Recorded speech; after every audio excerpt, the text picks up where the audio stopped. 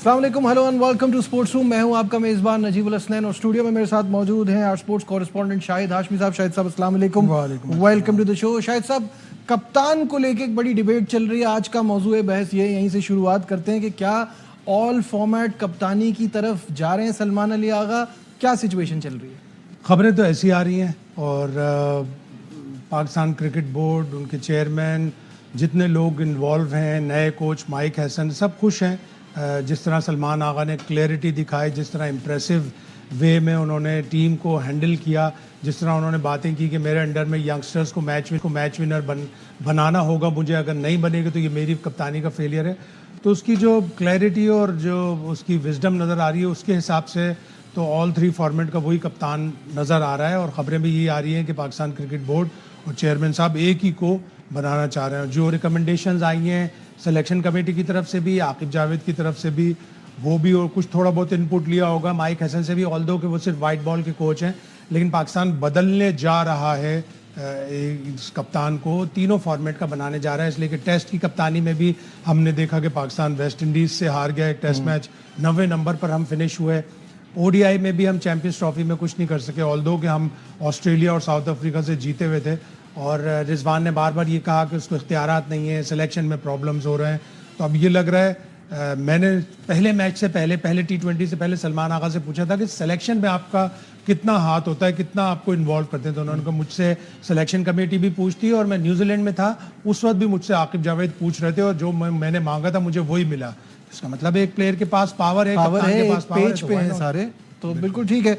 तो कहने का मतलब ये है कि मोहम्मद रिजवान की वनडे और शान मसूद कप्तानी खतरे में है और across all format Salman Ali Agha बड़े स्ट्रॉन्ग उम्मीदवार लग रहे हैं। तो आ जाती है शाहिद साहब ऑल अबाउट कंसिस्टेंसी, कि आप फैसले तो फौरन कर लेते हैं बट क्या अब आपको रिजल्ट नहीं मिला तो आप स्टिक करेंगे या इसी तरह फिर से आप पीछे जाएंगे? जैसे कि जब शाहीन शाह अफरीदी को कप्तानी दी थी तो ये तो एक मजाक खेज बात लगती है कि एक ही सीरीज में वापस भी ले ली, या देना गलत था, वापस लेना गलत था।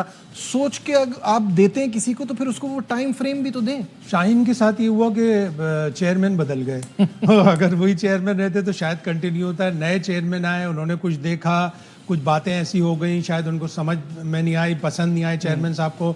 उन्होंने पहले सीरीज़ में ही 4-1 से जो हारी, प्लेयर्स का भी इनपुट लिया होगा यकीनन उन्होंने, या लेना चाहिए। कप्तान को भी बुला के पूछते, शायद कप्तान से भी बुला के नहीं पूछा और उन्होंने फिर दोबारा बाबर आजम को कप्तानी दे दी जो ओडीआई वर्ल्ड कप के बाद ही हटे थे।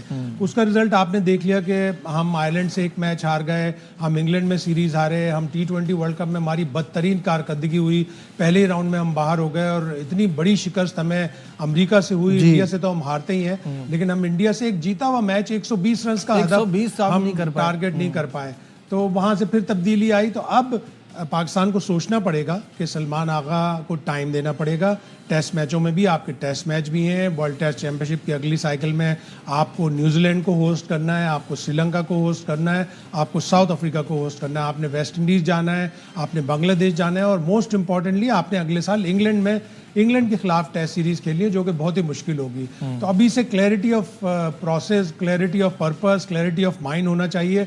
अगर सलमान आगा को दिया है तो उनको लंबा रन दें तीनों फॉर्मेट में, उनमें क्लैरिटी नज़र आ रही है। वो बार बार ये कह रहे हैं कि मैं T20 का एक स्क्वाड बना लूँगा T20 वर्ल्ड कप से पहले, तो इसी तरह उन्हें टेस्ट का और वनडे का भी स्क्वाड बनाना होगा। शॉर्टर टर्म में भी जाना होगा, लॉन्गर टर्म में भी जाना होगा। टेस्ट चैंपियनशिप भी शुरू हो गई, एक टेस्ट चैंपियनशिप में आप 5वें हैं, दूसरी में 7वें, तीसरे में 9वें, तो 11 टीम करनी पड़ेंगी अगर आपने 11 में आना है तो मजाक के अलावा मतलब ये कि पाकिस्तान को अपनी टेस्ट कारकर्दगी में भी बहुत अच्छी परफॉर्मेंस देनी होगी। जब शान आए थे तो उन्होंने ऑस्ट्रेलिया में बड़ा इंप्रेस किया, जबकि आप हारे उसी तरह जैसे हारते हैं, लेकिन बावजूद उसके कि उसकी कप्तानी की तारीफ हुई ऑस्ट्रेलिया में। लेकिन फिर इंग्लैंड की सीरीज आई, बांग्लादेश से हम 2 टेस्ट मैच हार गए, अच्छे फंसा के हमने 38 for 6, 36 for 6 से हम टेस्ट मैच हार गए। वहां से उनकी कप्तानी, फिर अगर शान वेस्ट इंडीज के खिलाफ 2 टेस्ट मैचों में एक भी सेंचुरी करके हमें वो सीरीज जितवा देते तो शायद उनकी कप्तानी बच जाती। लेकिन वेस्ट इंडीज से हारना, फिर 90 नंबर पर आना, बीच में ये बातें भी हुई थी कि सऊद शकील को शायद कप्तानी देंगे, लेकिन अब जिस तरह सलमान आगा ने T20 में कप्तानी की है वो एक स्ट्रॉन्ग कैंडिडेट बन के सामने आया। व्हाट अबाउट माइक हैसन का कितना इन्वॉल्वमेंट होगा इस डिबेट के ऊपर कि कप्तानी किसकी तरफ जा रही है? और जबकि वो टेस्ट के कप्तान, टेस्ट के कोच तो है नहीं, लेकिन उनका क्या से होगा? वाइट बॉल की कप्तान, वाइट बॉल के हेड कोच हैं, तो वाइट बॉल में ओडीआई क्रिकेट भी आती है।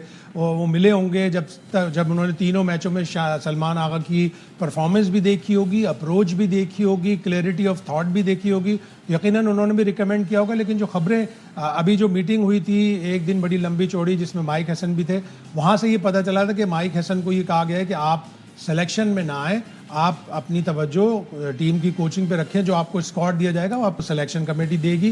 और सिलेक्शन कमेटी में भी ज़ाहिर चेंजेस हो रही हैं कि अजहर अली और असद शफीक की जगह जाने की बातें हो रही हैं और सरफराज का नाम बिल्कुल, उस पर भी हम बात करेंगे। लेकिन अभी जो मेरा सवाल है कि अगर ये उनको मैसेज भिजवाया गया है तो कहीं अभी से उनके ताल्लुकात तो ख़राब नहीं हो रहे, जैसे होता रहा है पास्ट में कि गैरी कर्स्टन खुश नहीं, फिर जिस तरह से जेसन गैलिस्पी छोड़ के चले गए। हमारी तो कंसिस्टेंसी यहाँ भी नहीं है ना कि हम किसी को लाते हैं तो फिर 2-3 सीरीज 4-5 महीने में वो भी चला जाता है। कंसिस्टेंसी चाहिए होगी, एकदम से रिजल्ट्स पे आपको नहीं जाना होगा। जैसे कि पाकिस्तान की टीम ने डिप तो किया है बहुत बुरी तरह। मैचों में हम 7वें नंबर पर हैं, T20 में हम 8वें नंबर पर हैं, ओडीआई क्रिकेट में हम 5वें नंबर पर हैं।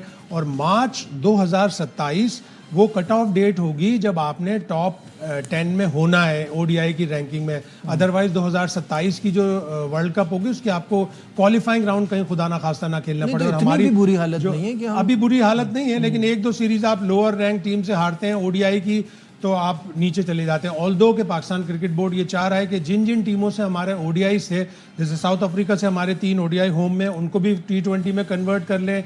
बांग्लादेश से हमने ऑलरेडी कर लिए।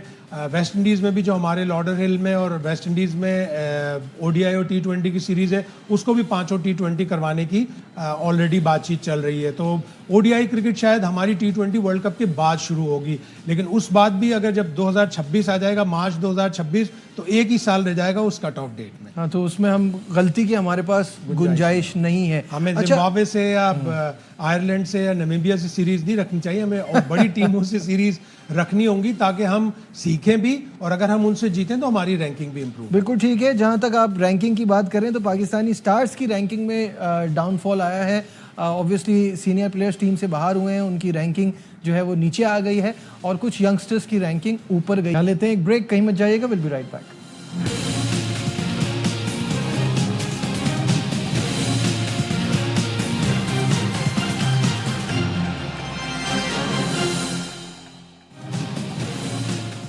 Glad to have you back once again to Sports Room। और बात हो रही थी हमारे स्टार प्लेयर्स की रैंकिंग के हवाले से। तो शाहिद साहब ऑब्वियसली टीम से बाहर होंगे, रैंकिंग तो नीचे आएगी। बाबर आजम भी नीचे आ गए हैं, रिजवान भी नीचे आ गए हैं।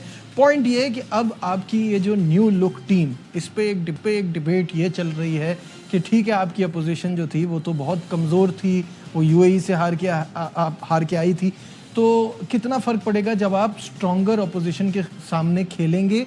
लेकिन फिर वही बात आ जाती है मॉडर्न डे क्रिकेट वाली, जहां सबको अपना रोल प्ले करना है। क्या ये अपना रोल प्ले कर पा रहे हैं? करना पड़ेगा और करेंगे, जाहिर है जब आपने उनको एक जिम्मेदारी दी है।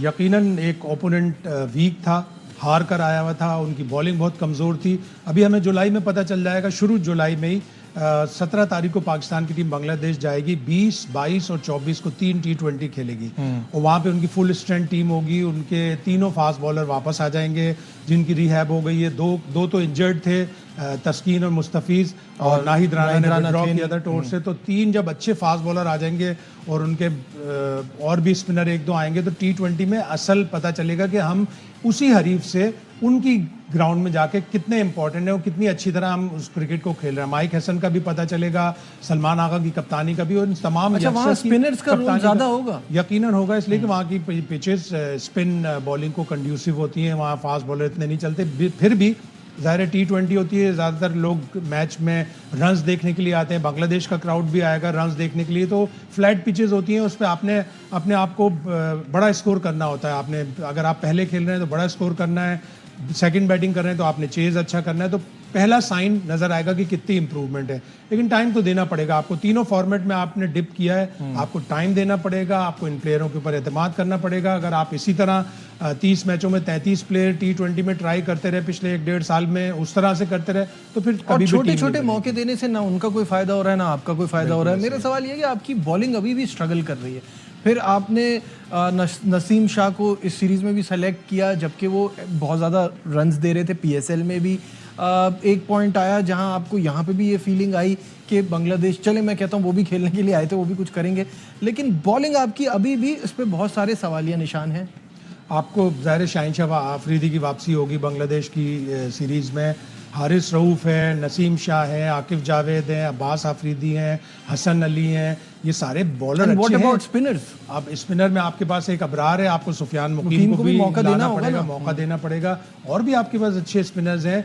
अब पूरे टूर्नामेंट में मुझे सबसे ज़्यादा मायूसी हुई कि मेहरान मुमताज़ को एक भी चांस नहीं मिला। वो अच्छा स्पिनर भी है, नीचे आके रन्स भी बना लेता है। तो माइक हसन ने इस सेशन में जो 3-4 दिन से चल रहा है उसमें यकीनन देखा होगा कि इस मेहरान मुमताज़ में, सुफियान मुकीम में कितना दम है, किस तरह मैं यूटिलाइज करूं, किस तरह मैं दूसरा स्पिनर अपने T20 के स्क्वाड में लेके आऊं। अभी ये खबर ये आ रही है कि एक ऑब्जर्वेटरी कमेटी बनेगी, जो भी स्क्वाड सेलेक्ट होगा वो ऑब्जर्वेटरी कमेटी उसको जज करेगी कि स्क्वाड सही सेलेक्ट हुआ है या नहीं हुआ है। और उस ऑब्जर्वेटरी कमेटी में सरफराज अहमद और फॉर्मर फास्ट बॉलर सिकंदर बख्त का नाम है। अच्छा, तो इसको भाई अच्छा बोलते हैं जी चैनल पे, वो बोलते हैं, अच्छा काम भी होता है, उनके पास सारा लिखा हुआ लेके आते हैं, तो हो सकता है वो कंटेस्ट कर पाए।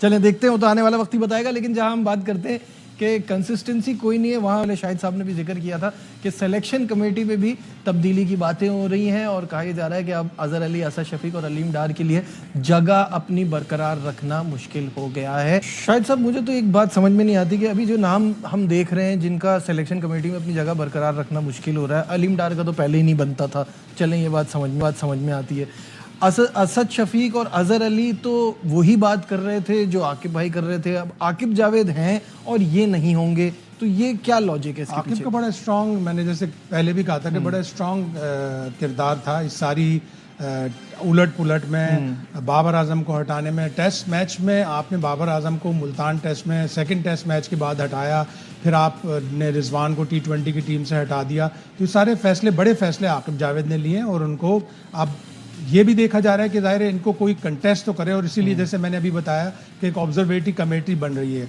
उसकी ज़राए के मुताबिक ये भी बात है कि बांग्लादेश के स्क्वाड में भी उसने 1-2 तब्दीलियां बताई थी कि ये प्लेयर नहीं होने चाहिए और ये प्लेयर होने चाहिए। और जितना आपका एक्सपीरियंस है, मुझे बताइए, इससे पहले इसी चीज़ को क्रिकेट कमेटी का नाम भी दिया जाता था, उनके हाथ में भी कोई पावर्स नहीं होते थे, ये भी आपने लाके बिठा दिया, ऑब्जर्व ही करेंगे वो। लेकिन क्या उनकी कोई सजेशन मानी जाएगी? ये कह रहा है कि बांग्लादेश की सीरीज में मानी गई उनकी एक, उन्होंने 2 तब्दीलियां उन्होंने बताई कि ये तब्दीलियां आप करें, तो उन्होंने की।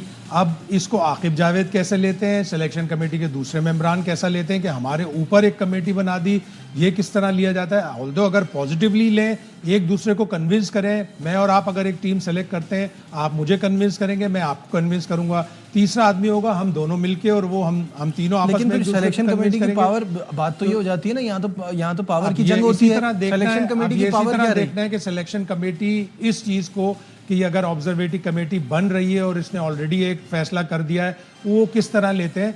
लेना चाहिए अच्छी तरह, अगर कोई आपको जस्टिफाई कर रहा है, अगर आपको कन्विंस कर रहा है तो उसको अच्छी तरह लेना चाहिए।